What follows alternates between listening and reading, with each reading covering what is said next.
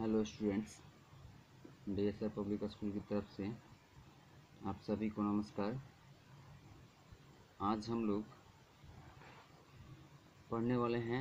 हम लोग पिछले वीडियो में छोड़े थे, यहीं पर यूनिट्स अपन सेंटेंस में छोड़े थे। वर्ड, फ्रेज और क्लॉज को हम लोग अध्ययन करने वाले थे। तब तक हम लोग का वीडियो कट हो गया था, लेकिन यहाँ पर हम उसे बढ़िया से समझेंगे।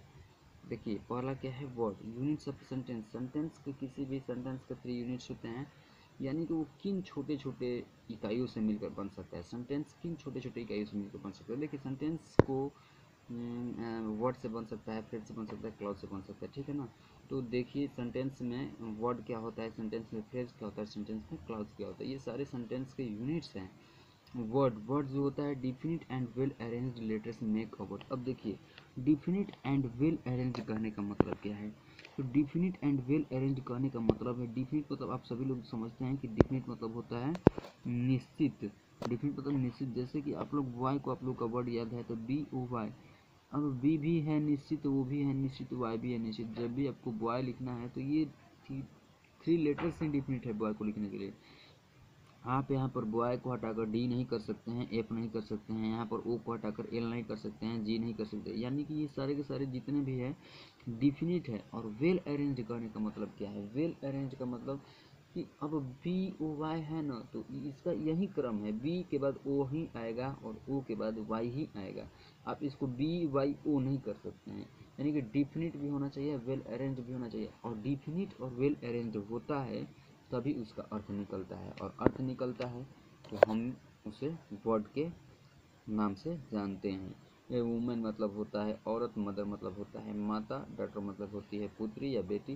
तो देखिए, अर्थ भी निकल रहा है, डिफिनिट एंड वेल अरेंज्ड भी है, तो इसीलिए हम लोग इसे वर्ड बोल सकते हैं। और नीचे लिखा हुआ है कि all the above given words have their meanings as they help to from the higher units. यानी कि कहने का अर्थ यही है कि जितने भी ऊपर सारे के सारे ये गिवन वर्ड्स हैं, वो सभी का अपना एक अर्थ है, सभी का अपना एक अर्थ है, क्योंकि वे सभी अपने अपने मतलब कि अपने अपने रूप से बने हैं, अपने अपने अधिकार से बने हैं। आगे हम लोग देखते हैं फ्रेज। फ्रेज क्या होता है? ए phrase has partial meaning that it is a set of words group together. Phrase का मीनिंग होता है, वो पार्शियल होता है। देखिए, कोई भी सेंटेंस होता है तो सेंटेंस से तो आपको कंप्लीट अर्थ समझ में आ जाता है, कंप्लीट कि आखिर वो क्या बात बोलना चाहता है। जैसे कि मैं आपको कहूँ कि Ram goes to market, Ram goes to market, Ram बाजार जाता है, तो कंप्लीट आपको सारा का सारा कुछ अर्थ समझ में आ गया कि कुछ भी नहीं बचा हुआ है। लेकिन फ्रेज का जो मीनिंग होता है वो पार्शियल होता है। यानी कि पार्शियल कहने का अर्थ है कि आपको उसका अर्थ तो समझ में आएगा, लेकिन ऐसा लगेगा कि अभी कुछ इसका छूट रहा है, अभी इसमें कुछ होना चाहिए। इसी को हम लोग पार्शियल बोलते हैं, ठीक है ना। पार्शियल इसी को बोलते हैं। जैसे कि देखिए, a stool is lying in the corner.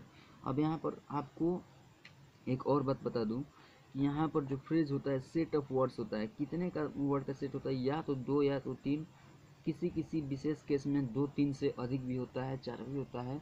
लेकिन जितने भी जनरल फ्रेजेस होते हैं उनमें से बहुत सारे, मोर देन 85% ये सब 2-3 वर्ड्स के होते हैं, ठीक है ना। 2-3 वर्ड्स के होते हैं।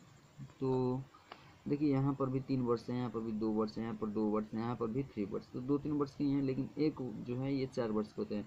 आपको मैं बता दूं कि 2-3 वर्ड्स कहीं भी दिखे और उसका कुछ ऐसा लगे कि वो उससे कहीं भी 2-3 वर्ड्स आए और उससे ऐसा लगे कि अरे अरे इसका तो कुछ अर्थ निकल रहा है, तो उसी को ही आप लोग फ्रेज बोलिएगा। और क्या होना चाहिए कि उस जितने भी वर्ड्स हैं उसमें न तो कोई सब्जेक्ट होना चाहिए और ना ही कोई वर्ब होना चाहिए, ठीक है ना। इस बात का ख्याल रखिएगा। तो देखिए, यहाँ पर इन द कॉर्नर, इसमें न तो कोई सब्जेक्ट है ना ही कोई वर्ब है, लेकिन इन द कॉर्नर है, इन द कॉर्नर है। और साधारणतः आप लोग को फ्रेज में प्रीपोजिशन देखने को मिल जाते हैं। तो देखिए, इन द कॉर्नर क्या है कि कोने में। अब देखिए, मीनिंग जो है इसका कोने में, पार्शियल है। पार्शियल करने का अर्थ क्या है कि कोने में। कोने में तो आपको समझ में आ रहा है कि हाँ भाई, कोने में कुछ बात होगा, लेकिन वो कोने में क्या पूरा बात है, क्या कंप्लीट बात है। पार्शियल बात आपको समझ में आ रहा है, लेकिन कंप्लीट बात क्या है, जब आप उस सेंटेंस को पढ़िएगा तभी समझ में आएगा। तो यहाँ पर जैसे हम सेंटेंस को पढ़ते हैं, a stool is lying in the corner, यानी कि एक स्टूल कोने में पड़ा हुआ है, तब आपको बात समझ में आ रही है। लेकिन जैसे ही आप इस फ्रेज को पढ़ते हैं तो इसका पार्शियल मीनिंग होता है और ये सेट ऑफ वर्ड्स होता है, तो इसी को हम लोग फ्रेज बोलते हैं। Try to get to the root of the problem, यानी कि हमेशा आप यह कोशिश कीजिए कि किसी भी प्रॉब्लम की जड़ तक पहुँचा जाए, ठीक है ना। तो यहाँ पर root of the problem, problem की समस्या की जड़, समस्या की जड़, लेकिन क्या है, मीनिंग कंप्लीट है नहीं, पार्शियल मीनिंग है, पार्शियल मीनिंग है। जब तक हम लोग ये सारा का पढ़ेंगे नहीं तब तक कंप्लीट होगा नहीं। और ये पार्शियल मीनिंग रखने के साथ साथ क्या है, सेट ऑफ वर्ड्स है, समूह है, वर्ड्सों का समूह है। तो आप लोग को ऐसा करते हैं कि ये समझ में आ गया होगा फ्रेज, फ्रेज क्या होता है। और यहाँ पर आगे लिखा गया है कि इन the above sentences all the highlighted parts are phrases as they convey partial sense, यानी कि कहने का यही मतलब है कि ऊपर जितने भी सेंटेंसेस दिए गए हैं वे सभी के सभी फ्रेजेस हैं, क्योंकि वे सभी के सभी अपना एक पार्शियल मीनिंग निकालते हैं, अपना अर्थ निकालते हैं, जो कि कंप्लीट नहीं होता है। तीसरा क्लॉज क्या होता है, clause a part of a sentence having a subject and a finite verb of its own just as a sentence is called a clause. देखिए जिस प्रकार एक सेंटेंस में एक सब्जेक्ट होता है, एक वर्ब होता है, तो उसे हम लोग सेंटेंस बोलते हैं। एक सब्जेक्ट और एक वर्ब होता है, उसका अर्थ निकलता है, तो इसलिए हम सेंटेंस बोलते हैं। लेकिन क्लॉज को बोलेंगे कि जब एक सब्जेक्ट होगा और एक फाइनाइट वर्ब होगा। देखिए फाइनाइट वर्ब क्या होता है, पहले आप लोग फाइनाइट वर्ब को समझिए। सब्जेक्ट तो आप लोग सभी लोग समझते हैं कि काम के करने वाले को सब्जेक्ट हम लोग कहते हैं। जो भी क्रिया को सब्जेक्ट जो भी क्रिया को करता है, डूअर ऑफ एन एक्शन होता है, subject is doer of an action, so that we can say the subject is doer of an action. तो देखिए क्लॉज क्या होता है, एक क्लॉज क्या होता है, तो नहीं, यहाँ पर हम लोग समझ रहे थे कि फाइनाइट वर्ब क्या होता है। फाइनाइट वर्ब क्या होता है कि कोई भी वर्ब अपने सब्जेक्ट के अनुसार अपने रूप को चेंज करता है, तो उसे हम लोग फाइनाइट वर्ब बोलते हैं। वो सब्जेक्ट के अनुसार भी अपने रूप को चेंज कर सकता है, या फिर वाक्य के टेंस के अनुसार भी अपने रूप को चेंज कर सकता है, यानी कि अपने रूप को चेंज करने वाले वर्ब को ही हम लोग बोलते हैं फाइनाइट वर्ब। जैसे कि सेकेंड नंबर एग्जाम्पल से आप लोग समझ सकते हैं कि यहाँ पर है आई डू नॉट नो, यहाँ पर है आई डू नॉट नो।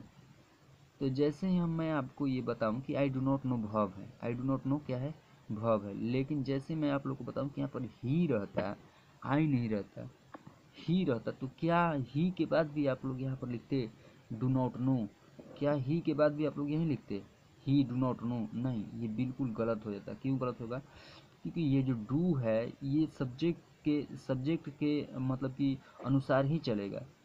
तो ही जब आएगा तो ये डू नहीं रहेगा, डज हो जाएगा, डज हो जाएगा, यानी कि अपने सब्जेक्ट के अनुसार और टेंस के अनुसार ये अपने आप को बदल लेगा। तो इसी को, जिस वर्ब का रूप बदलता है सब्जेक्ट और वाक्य के टेंस के अनुसार, उसी को हम लोग फाइनाइट वर्ब बोलते हैं।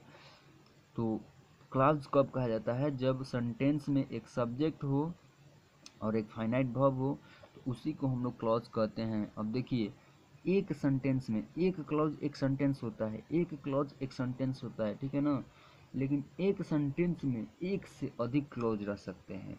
जैसे ए मदर गिव्स, यहाँ पर एक सब्जेक्ट हुआ एक वर्ब हुआ, तो ये एक क्लॉज हो गया। बर्थ टू कॉल्ड, लव्स, लव्स क्या है कि एक सब्जेक्ट हुआ और ये एक वर्ब हो गया लव्स, ये भी एक अलग क्लॉज हो गया। तो क्लॉज उसी को कहते हैं कि जिसका जहाँ पर भी एक सब्जेक्ट और एक वर्ब आए, फाइनाइट वर्ब, उसी को हम लोग क्लॉज कहेंगे। देखिए यहाँ पर नीचे लिखा होगी all the above given sentence are divided into 2 और 3 parts as they have their respective subjects and finite verbs and look like full sentence, यानी कि ये जितने भी सेंटेंस आप लोग को देखने को मिल रहा है, ये 2 और 3 पार्ट्स में डिवाइडेड है। देखिए पहला जो है कलर जो है ब्लू कलर का है, दूसरा जो कलर है लिखा हुआ है